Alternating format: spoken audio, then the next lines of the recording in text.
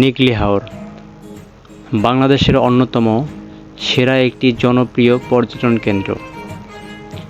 সুনামগঞ্জের টাঙ্গুয়ার হাওরের পরেই রয়েছে কিশোরগঞ্জের নিকলি হাওরের অবস্থান। কিশোরগঞ্জ জেলার নিকলি, মিঠামইন, অষ্টগ্রাম, ইটনা এই 4টি উপজেলা নিয়ে কিশোরগঞ্জের হাওর এলাকা। এই হাওর এলাকাগুলো বছরের 6 মাস শুকনো থাকে আর বাকি 6 মাস থাকে পানি দ্বারা পরিপূর্ণ। আর তখনই এই হাওরের সৌন্দর্য দেখার জন্য দেশের বিভিন্ন প্রান্ত থেকে ছুটে আসে সব বয়সের দর্শনার্থী।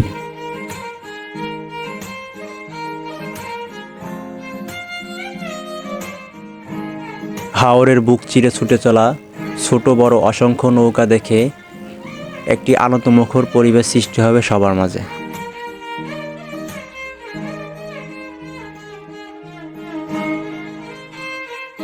প্রকৃতির এক অপরূপ সৌন্দর্যের লীলাভূমি হল কিশোরগঞ্জের হাওর এলাকা, যেখানে আসলে পানির সৌন্দর্য দেখে আপনার হৃদয় জুড়িয়ে যাবে। কিশোরগঞ্জের নিকলি হাওর ভ্রমণের জন্য আমরা যে নৌকাটি ভাড়া করেছিলাম, নৌকাটি ছিল দোতলা বিশিষ্ট। আমি এখন নৌকার নিচতলায় অবস্থান করছি। বিশ্রাম নেওয়ার জন্য এখানে রয়েছে পর্যাপ্ত পরিমাণ জায়গা। আপনারা চাইলে শুয়ে বসে হাওরের সৌন্দর্য উপভোগ করতে পারবেন।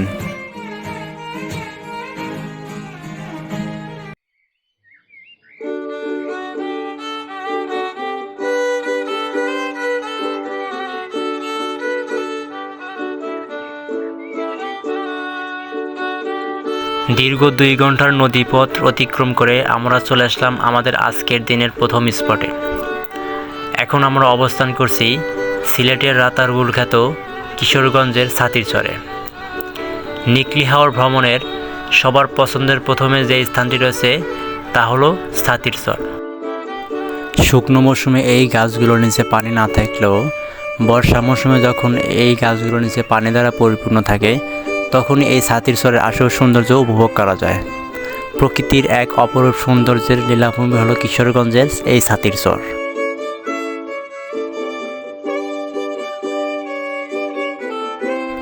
নিকলি হাওর ভ্রমণে এসে সবাই এই ছাতিরচরের গাছগুলোর নিচেই হাওরের পানিতে গোসল করে। ছাতিরচরের এই গাছগুলোর নিচে আপনারা অসংখ্য ছোট বড় নৌকা দেখতে পাবেন। ছোট ছোট ডিঙ্গি নৌকায় করে তারা বিভিন্ন প্রকার খাবার বিক্রি করে থাকে। আমরাও সেখান থেকে জনপ্রতি 10 টাকা করে পানিতে থাকা অবস্থায় একটি করে চা খেয়ে নিলাম।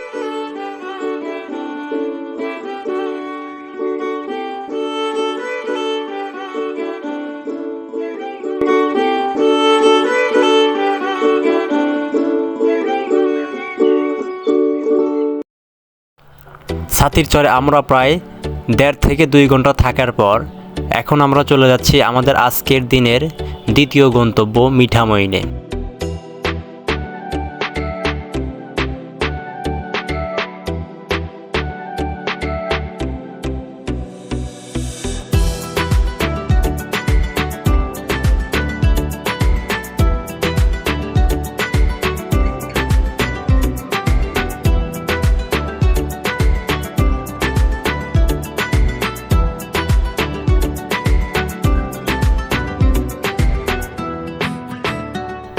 ছাতিরচর থেকে রওনা দিয়ে দীর্ঘ অনেক সময় নৌপথ অতিক্রম করে আমরা চলে আসলাম আমাদের আজকের দিনের দ্বিতীয় গন্তব্য মিঠামইন ঘাটে। আমরা এখন যে ঘাটে অবস্থান করছি এটি হলো মিঠামইন ঘাট। মিঠামইন উপজেলাবাসীর একটি জনপ্রিয় বিনোদন কেন্দ্র হলো এই মিঠামইন ঘাট।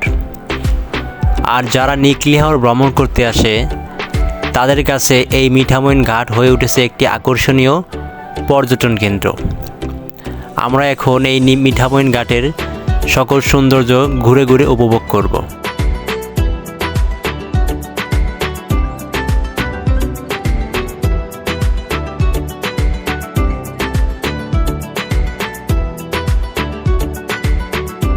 মিঠামইন ঘাট থেকে সরাসরি আমরা চলে আসলাম আমাদের আজকের দিনের প্রধান ও শেষ গন্তব্য ইটনা মিঠামইন অষ্টগ্রাম 0 পয়েন্টে।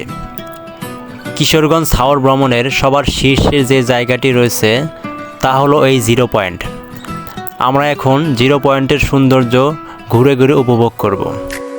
নিকলি হাওর ভ্রমণের সবার পছন্দের জায়গা হলো এই জিরো পয়েন্ট। ইটনা, মিঠামইন, অষ্টগ্রাম এই 3টি উপজেলার সড়ক পথ নিয়ে এই জিরো পয়েন্ট এলাকা।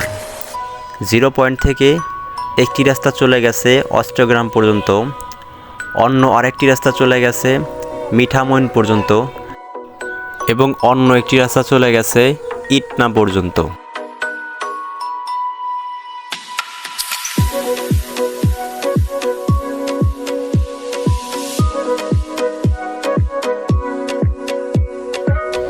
কিশোরগঞ্জ জেলার সবচেয়ে আকর্ষণীয় পর্যটন কেন্দ্র হলো এই জিরো পয়েন্ট এলাকা। বর্ষা মৌসুমে এই জিরো পয়েন্ট এলাকার আসল সৌন্দর্য উপভোগ করা যায়। আর এই সৌন্দর্য দেখতেই দেশের বিভিন্ন প্রান্ত থেকে ছুটে আসে সকল প্রকার দর্শনার্থী।